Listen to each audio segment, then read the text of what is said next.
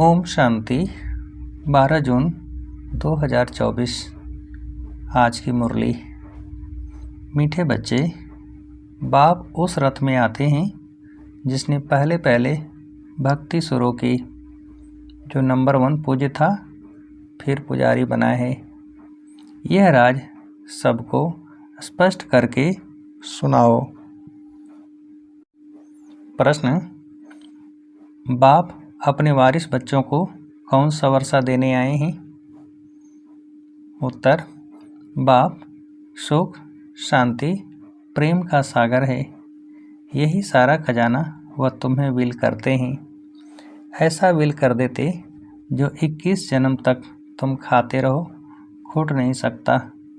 तुम्हें कौड़ी से हीरे जैसा बना देते हैं। तुम बाप का सारा खजाना योग बल से लेते हो। योग के बिना खजाना नहीं मिल सकता है। ओम शांति। शिव भगवान वाच। अब शिव भगवान निराकार को तो सभी मानते हैं। एक ही निराकार शिव है जिसकी सब पूजा करते हैं। बाकी जो भी देहधारी हैं उनका साकार रूप है। पहली निराकार आत्मा थी, फिर साकार बनी है। साकार बनती है, शरीर में प्रवेश करती है, तब उनका पाठ चलता है। मूल वतन में तो कोई पाठ है नहीं। जैसे एक्टर्स घर में हैं तो नाटक का पाठ नहीं, स्टेज पर आने से पाठ बजाते हैं। आत्माएं भी यहाँ आकर शरीर द्वारा पाठ बजाती हैं। पाठ पर ही सारा मदार है। आत्मा में तो कोई फर्क नहीं है। जैसे तुम बच्चों की आत्मा है, वैसे इनकी आत्मा है। बाप परमात्मा क्या करते हैं, उनका ऑक्यूपेशन क्या है, वो जानना है। कोई प्रेसिडेंट है, राजा है, यह आत्मा का ऑक्यूपेशन है ना। यह पवित्र देवताएं हैं, इसलिए इनको पूजा जाता है। अभी तुम समझते हो, यह पढ़ाई पढ़कर लक्ष्मी नारायण विश्व के मालिक बने हैं। किसने बनाया? परम आत्मा ने। तुम आत्माएं भी पढ़ाती हो। बड़ाई यह है जो बाप आकर तुम बच्चों को पढ़ाते हैं और राजयोग भी सिखलाते हैं। कितना सहज है, इसको कहा जाता है राजयोग। बाप को याद करने से हम शतोप्रधान बन जाते हैं। बाप तो है ही शतोप्रधान। उनकी कितनी महिमा गाते हैं। भक्ति मार्ग में कितना फल, दूध आदि चढ़ाते हैं, समझ कुछ नहीं। देवताओं को पूजते हैं, शिव पर दूध, फल, फूल आदि चढ़ाते हैं, कुछ पता नहीं। देवताओं ने राज्य किया, अच्छा शिव पर क्यों चढ़ाते? उसने क्या कर्तव्य किया जो इतना पूजते हो? देवताओं का तो फिर भी मालूम है, वह है स्वर्ग के मालिक। उन्हों को किसने बनाया, यह भी पता नहीं। पूजा भी करते हैं शिव की, परंतु ख्याल में नहीं है कि यह भगवान है। भगवान ने इन्हों को ऐसा बनाया है। कितनी भक्ति करते हैं, ऐसा बन जान। तुमने भी शिव की पूजा की होगी, अभी तुम समझते हो, आगे कुछ भी नहीं जानते थे। उनका ऑक्यूपेशन क्या है, क्या सुख देते हैं, कुछ भी पता नहीं था। क्या यह देवताएं सुख देते हैं? भल राजा रानी प्रजा को सुख देते हैं, परंतु उन्हों को तो शिव बाबा ने ऐसा बनाया ना। बलिहारी उनकी है, यह तो सिर्फ राजाई करते हैं, प्रजा भी बन जाती है। बाकी यह कोई का कल्याण नहीं करते हैं। अगर करते भी हैं तो अल्पकाल के लिए। अभी तुम बच्चों को बाप बैठ पढ़ाते हैं, उनको कहा जाता है कल्याणकारी। बाप अपना परिचय देते हैं, मेरे लिंग की तुम पूजा करते थे। उनको परम आत्मा कहते थे। परम आत्मा ने परम आत्मा से परमात्मा हो जाता, परंतु यह नहीं जानते कि यह क्या करते हैं। बस सिर्फ कह देंगे कि वह सर्वव्यापी है, नाम रूप से न्यारा है। फिर उस पर दूध आदि चढ़ाना शोभता नहीं है। आकार है तब तो उस पर चढ़ाते हैं ना। उनको निराकार तो कह नहीं सकते। तुमसे मनुष्य आरग्यु बहुत करते हैं। बाबा के आगे भी आकर आरग्यु ही करेंगे, फालतू माथा खपाएंगे, फायदा कुछ भी नहीं। यह समझाना तो बच्चों का काम है। तुम बच्चे जानते हो बाबा ने हमको कितना ऊंच बनाया है। यह पढ़ाई है। बाप टीचर बन पढ़ाते हैं, तो मनुष्य से देवता बनने के लिए पढ़ रहे हो। देवी देवता हैं सतयुग में, कलयुग में होते नहीं। राम राज ही नहीं जो पवित्र रह सकें। देवी देवता थे, फिर वाम मार्ग में चले जाते हैं। बाकी जैसे चित्र दिखाए हैं ऐसे नहीं। जगन्नाथ के मंदिर में तुम देखेंगे काले चित्र हैं। बाप कहते हैं माया जीते जगत जीत बनो, तो उन्होंने फिर जगन्नाथ नाम रख दिया है। ऊपर में सब गंदे चित्र दिखाए हैं। देवताएं वाम मार्ग में गए तो काले बन गए। उनकी भी पूजा करते रहते हैं। मनुष्यों को तो कुछ पता नहीं कब हम पूजे थे।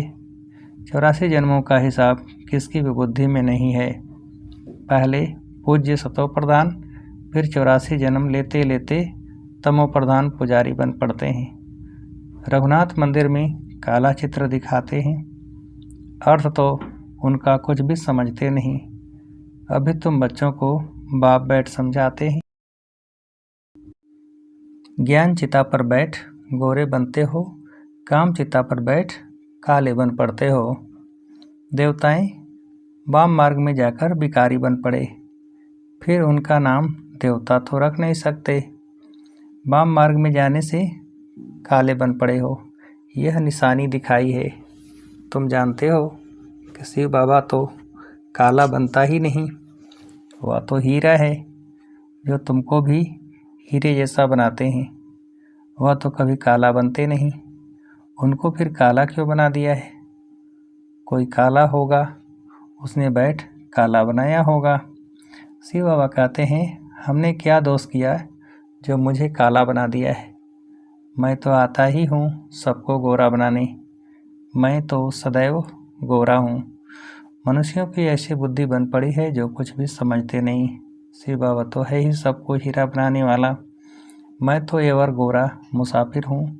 मैंने क्या किया जो मुझे काला बनाया है? अब तुमको भी गोरा बनना है ऊंच पद पाने लिए। ऊंच पद कैसे पाना है वह तो बाप ने समझाया है। फॉलो फादर, जैसे इसने यानी बाबा ने सब कुछ बाप के हवाले कर दिया।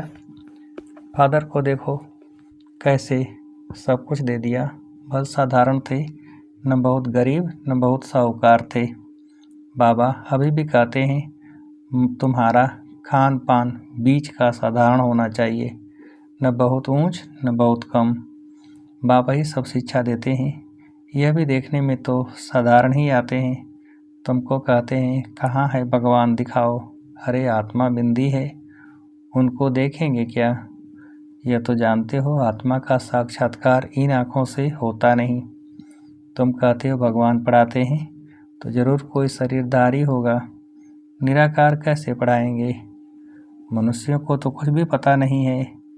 जैसे तुम आत्मा हो, शरीर द्वारा पाठ बजाते हो, आत्मा ही पाठ बजाती है, आत्मा ही बोलती है शरीर द्वारा, तो आत्मावाच। परंतु आत्मावाच शोभता नहीं। आत्मा तो वानप्रस्थ वाणी से परे है। वाच तो शरीर से ही करेगी।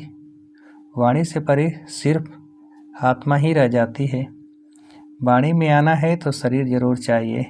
बाप भी ज्ञान का सागर है, तो जरूर किसके शरीर का आधार लेगा ना, उसको रथ कहा जाता है। नहीं तो वह सुनाए कैसे? बाप पतित से पावन बनने की शिक्षा देते हैं, प्रेरणा की बात नहीं। यह तो ज्ञान की बात है। वह आए कैसे? किसके शरीर में आए? आएगा तो जरूर मनुष्य में ही। किस मनुष्य में आए कोई को पता नहीं है सिवाय तुम्हारे। रचयिता खुद ही बैठ अपना परिचय देते हैं। मैं कैसे किस रथ में आता हूँ? बच्चे तो जानते हैं कि बाप का रथ कौन सा है। बहुत मनुष्य मुझे हुए हैं, किस किस का रथ बना देते हैं, जानवर आदि में तो आ न सके। बाप कहते हैं मैं किस मनुष्य में आऊँ, यह तो समझ नहीं सकते। आना भी भारत में ही होता है, भारतवासियों में भी किसके तन में आऊँ। क्या प्रेसिडेंट व साधु महात्मा के रथ में आएगा? ऐसे भी नहीं है कि पवित्र रथ में आना है। यह तो है ही रावण राज, गायन भी है दूर देश का रहने वाला। यह भी बच्चों को पता है कि भारत अविनाशी खंड है, उसका कभी विनाश नहीं होता। अविनाशी बाप अविनाशी भारत खंड में ही आते हैं।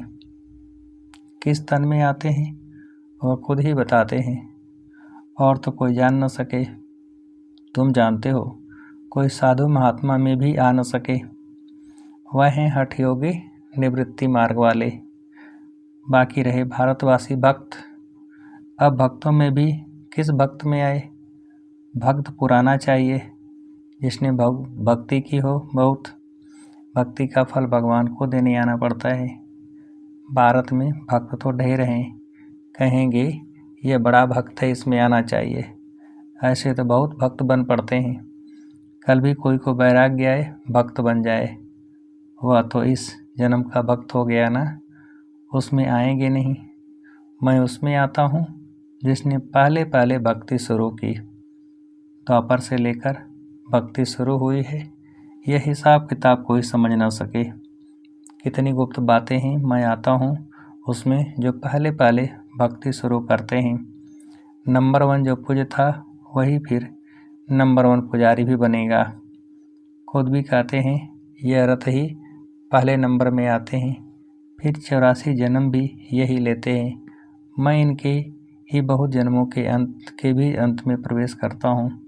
इनको ही फिर नंबर 1 राजा बनना है।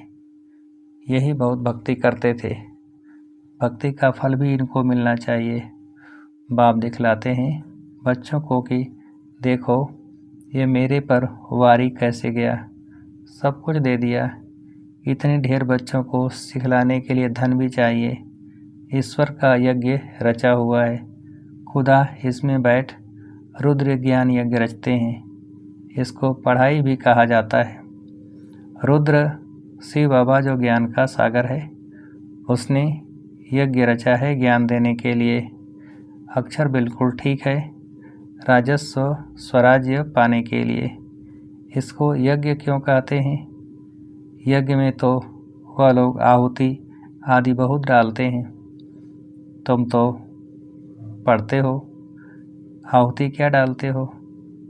तुम जानते हो हम पढ़कर होशियार हो जाएंगे, फिर यह सारी दुनिया इसमें स्वाहा हो जाएगी।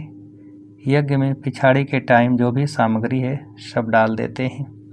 तुम बच्चे अब जानते हो हमको बाप पढ़ा रहे हैं। बाप है तो बहुत साधारण, मनुष्य क्या जाने। उन बड़े बड़े आदमियों की तो बहुत बड़ी महिमा होती है। बाप तो बहुत साधारण सिंपल बैठा है, मनुष्यों को कैसे पता पड़े। यह दादा तो जौहर ही था। शक्ति तो कोई देखने में नहीं आती, सिर्फ इतना कह देते इसमें कुछ शक्ति है, बस। यह नहीं समझते कि इसमें सर्वशक्तिमान बाप है, इसमें शक्ति है। वह शक्ति भी आई कहाँ से? बाप ने प्रवेश किया ना। जो उनका खजाना वह ऐसे थोड़े ही दे देते हैं, तुम योग बल से लेते हो। वह तो सर्वशक्तिमान है ही, उनकी शक्ति कहाँ चली नहीं जाती। परमात्मा को सर्वशक्तिमान क्यों गाया जाता है, यह भी कोई जानते नहीं। बाप आकर सब बातें समझाते हैं। बाप कहते हैं मैं जिसमें प्रवेश करता हूँ इसमें तो पूरी जंग चढ़ी हुई थी। पुराना देश, पुराना शरीर, उसके बहुत जन्मों के अंत में आता हूँ। कट जो चढ़ी है वह कोई उतार न सके। कट उतारने वाला एक ही सतगुरु है, वह एवर प्योर है। यह तुम समझते हो। यह सब बुद्धि में बिठाने के लिए भी टाइम चाहिए। तुम बच्चों को बाप सब विल कर देते हैं। बाप ज्ञान का सागर है, शांति का सागर है, सारा विल कर देते हैं बच्चों को। आते भी पुरानी दुनिया में हैं, प्रवेश भी उसमें करते हैं जो हीरे जैसा था फिर कौड़े जैसा बना। वो भले इस समय करोड़पति हैं, परंतु अल्पकाल के लिए सबका खलास हो जाएगा। बर्थ बाउंड तो तुम बनते हो, अभी तुम भी स्टूडेंट हो, यह भी स्टूडेंट है, यह भी बहुत जन्मों के अंत में है, कट चढ़ी हुई है। जो बहुत अच्छा पढ़ते उसमें ही कट चढ़ी हुई है, वही सबसे पतित बनते हैं, उनको ही फिर पावन बनना है। यह ड्रामा बना हुआ है।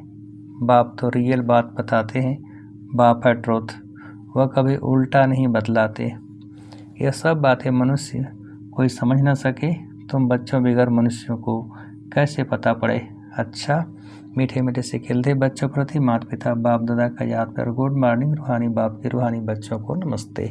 हम रूहानी बच्चों के रूहानी बाप को नमस्ते। धारणा के लिए मुख्य सार, पहली पॉइंट, ऊंच पद पाने के लिए पूरा फॉलो फादर करना है, सब कुछ बाप के हवाले कर ट्रस्टी हो संभालना है, पूरा वारी जाना है, खान पान रहन सहन बीच का साधारण रखना है, न बहुत ऊंच न बहुत नीच। दूसरी पॉइंट, बाप ने जो सुख शांति ज्ञान का खजाना विल किया है उसे दूसरों को भी देना है, कल्याणकारी बनना है। वरदान, पवित्रता की गुह्यता को जान सुख शांति संपन्न बनने वाली महान आत्मा भव। विस्तार, पवित्रता की शक्ति की महानता को जान पवित्र अर्थात पूज्य देव आत्माएं अभी से बनो, ऐसे नहीं कि अंत में बन जाएंगे। यह बहुत समय की जमा की हुई शक्ति अंत में काम आएगी।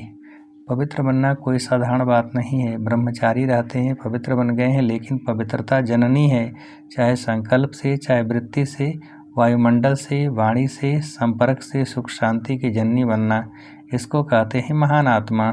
स्लोगन, ऊंची स्थिति में स्थित हो, सर्व आत्माओं को रहम की दृष्टि दो, वाइब्रेशन फैलाओ। ऊंची स्थिति में स्थित हो, सर्व आत्माओं को रहम की दृष्टि दो, वाइब्रेशन फैलाओ।